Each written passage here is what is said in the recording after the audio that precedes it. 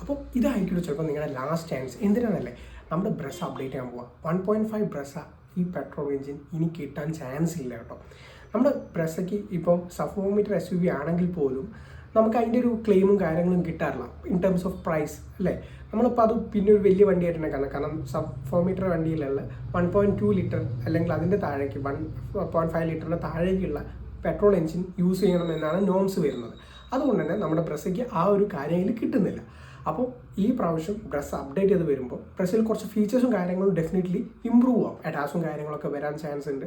അതേപോലെ 360 ക്യാമറ കാര്യങ്ങളൊക്കെ വരാൻ ചാൻസ് ഉണ്ട്. അങ്ങനെ ഒട്ടുമിക്ക എല്ലാ ഫീച്ചേഴ്സും വരും. അതിൻ്റെ കൂടെ തന്നെ ബ്രഷിൽ ഒരു പക്ഷേ നമ്മുടെ ബലേനോയിലൊക്കെ യൂസ് ചെയ്യുന്ന 1.2 ലിറ്റർ നാച്ചുറൽ ആസ്പെക്ട് എഞ്ചിൻ ഉണ്ടല്ലോ, അതോ അല്ലെങ്കിൽ നമ്മുടെ ഫ്രോൺസിൽ യൂസ് ചെയ്യുന്ന ആ 1 ലിറ്റർ എഞ്ചിൻ വരുന്നുണ്ടല്ലോ, ടർബോ എഞ്ചിൻ, ആ എഞ്ചിനോ വരാനാണ് ചാൻസ് കേട്ടോ. അതുകൊണ്ട് തന്നെ വലിയ ചേഞ്ചസ് വരുമോ എന്ന് ചോദിച്ചാൽ യെസ് ഗൈസ്. കാരണം ഈ ഇപ്പോഴുള്ള 1.5 ലിറ്റർ എഞ്ചിൻ എന്ന് പറഞ്ഞത് വളരെ എന്താ പറയുക സ്ട്രോങ്, കൊടുത്തു കഴിഞ്ഞാൽ കാല് കൊടുത്തു കഴിഞ്ഞാൽ ഇപ്പോൾ പറക്കുന്നൊന്നുമില്ല, ടെർബോ അല്ല, അങ്ങനെ ഒരു കാര്യങ്ങളും ആ എഞ്ചിൻ ഇല്ല. പക്ഷേ എന്നിരുന്നാലും ഹൈവേയിൽ ഡീസൻ്റ് ആയിട്ട് ക്രൂസ് ചെയ്യാൻ പറ്റും. അടിപൊളി ലോ ആൻഡ് ടോർക്കും കാര്യങ്ങളുള്ളൊരു അടിപൊളി എഞ്ചിൻ. ഇപ്പം ഞാൻ വിക്ടോറിയസിൽ ആ എഞ്ചിനാണ് യൂസ് ചെയ്യുന്നത്. അടിപൊളി, നമുക്ക് എടുത്തു പോകാനാണെങ്കിലും 100-ൽ ക്രൂസ് ചെയ്യാനാണെങ്കിലൊക്കെ എനിക്ക് വളരെ ഇഷ്ടപ്പെട്ടു. ഞാൻ ഭയങ്കര ലൈക്കിംഗ് ആയിപ്പോയി എഞ്ചിനോട് കേട്ടോ. അത് അത്ര വെയിറ്റുള്ള വണ്ടി വേണമല്ലോ.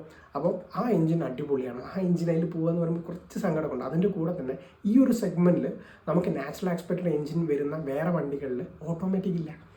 ഇതിന് പ്രോപ്പറായിട്ട് 80 ഓട്ടോമാറ്റിക് ഉണ്ട്. അടിപൊളി പ്രോപ്പർ ഓട്ടോമാറ്റിക് ഉണ്ട്. സോണറ്റ് ആണെങ്കിലും പുതിയതായിട്ട് ഇറങ്ങിയ വെന്യൂ ആണെങ്കിലും ഇവർക്കൊന്നും നമ്മുടെ നാച്ചുറൽ ആസ്പെക്റ്റിൽ, കാരണം നാച്ചുറൽ ആസ്പെക്റ്റഡ് എഞ്ചിനാണല്ലോ കൂടുതൽ ആൾക്കാർ യൂസ് ചെയ്യുന്നത്, അതിൽ പോലും നമുക്ക് ഈ ഫീച്ചേഴ്സ് ഇല്ല എന്നുള്ളതൊരു സങ്കടം തന്നെയാണ്. അപ്പോൾ ഇതിലും കൂടി പോയി കഴിഞ്ഞാൽ പിന്നെ വേറൊരു കോമ്പറ്റേറ്റർ ഇല്ല എന്നാണ് പറയേണ്ടത്. പുതിയ ബ്രസ 1.5-ൽ അടിപൊളിയായിരുന്നു. പക്ഷേ ഇനി വരുന്ന ബ്രസ എന്ന് പറയുന്നത് ഫീച്ചേഴ്സ് കൂടും, അതേപോലെ എഞ്ചിൻ്റെ സൈസും കുറയും എന്നുള്ളൊരു ചെറിയ ഒരു സങ്കടമുണ്ട്.